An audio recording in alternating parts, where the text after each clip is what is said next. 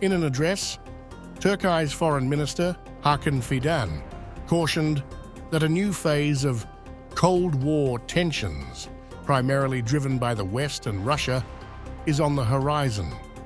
He stated, "The Cold War, which began with the West and Russia, will deepen and evolve into a different dimension." Fidan emphasized Turkey's pivotal role as a mediator in the ongoing Russia-Ukraine war, noting that President Recep Tayyip Erdogan prioritizes diplomatic efforts. He remarked, "A lot has been done in practice," referencing high-quality meetings facilitated by Turkey's National Intelligence Organization. These discussions focus on urgent issues like energy and food security, highlighting Turkey's commitment to intelligence diplomacy. Fidan pointed out that while direct meetings among conflicting parties have been limited, efforts to communicate remain active. Describing the humanitarian toll, Fidan stated that over 500,000 lives have been lost, likening the situation to the devastation seen in World Wars I and the coup. He criticized the international community's lack of urgency regarding the ongoing violence, stressing there should be consequences for the fact that hundreds of thousands of people are dying. Fidan noted the influence of Washington in European politics, highlighting the potential for renewed negotiations following the US presidential elections. He characterized the current state of the war as approaching a saturation point, where neither side could achieve victory through continued conflict.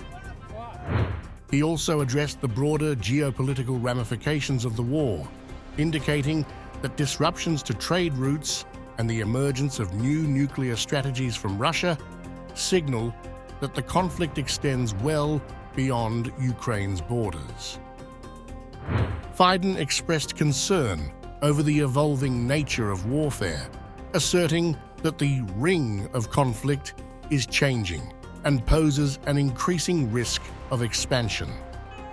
He emphasized that the current situation could have lasting impacts on global security. In addition to the Ukraine conflict, Fidan discussed Turkey's strategic engagement with the Organization of Turkic States, emphasizing the need for stronger institutional ties. He positioned Turkey as a technological and economic hub, eager to share its capabilities with partner nations. Shifting focus to the Balkans, Fidan outlined Turkey's diplomatic efforts to ease tensions between Serbia and Kosovo. He credited President Erdogan's leadership as pivotal in fostering dialogue, asserting that Turkey's historical support has shaped its proactive role in promoting peace and stability in the region. As the global order becomes increasingly fragmented, Turkey under President Recep Tayyip Erdogan is emerging as a key player navigating the complex terrain between East and West. In a world where new power centers in Asia, Latin America, and Africa are reshaping the global landscape, Erdogan is steering Turkey toward a multifaceted foreign policy, balancing its historical alliances with the West while expanding its influence in the East. Erdogan recently said in a pointed post on X, "Condemning the Turkey of 2024 to the patterns of 30 to 40 years ago is a great injustice to our country." This reflects Turkey's broader geopolitical recalibration. No longer content to remain solely within Western-led institutions, Turkey is forging new relationships across emerging markets, adapting to the shifting global order.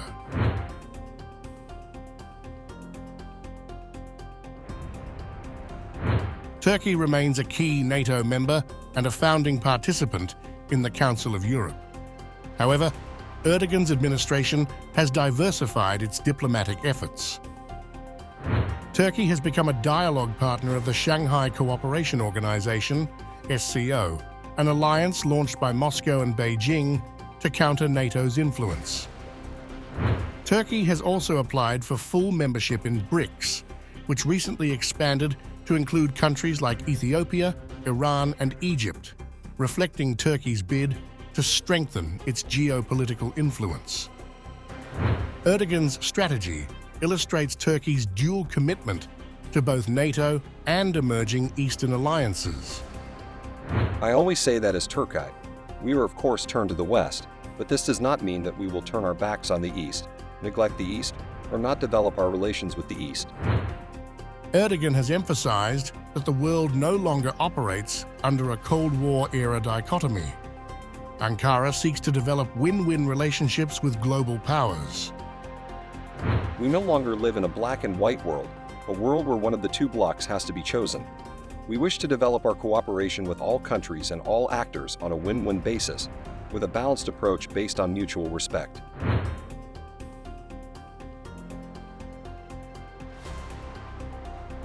BRICS nations, led by China and Russia, seek to counter Western economic hegemony, especially in light of geopolitical tensions.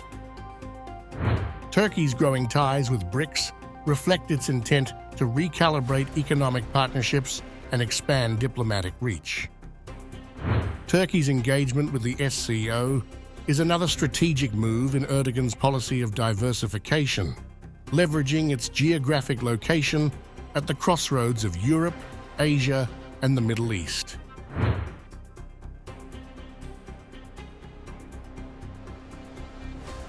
Erdogan has highlighted Turkey's outreach beyond its immediate region. What is Turkey doing in Africa, Latin America, or Asia?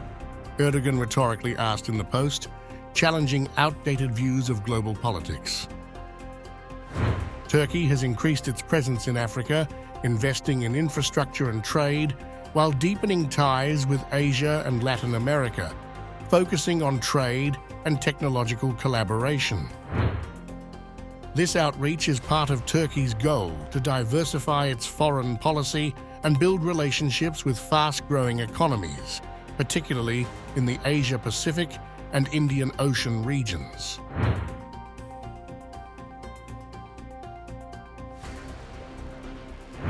Erdogan's efforts to diversify Turkey's global partnerships have attracted criticism from Western capitals.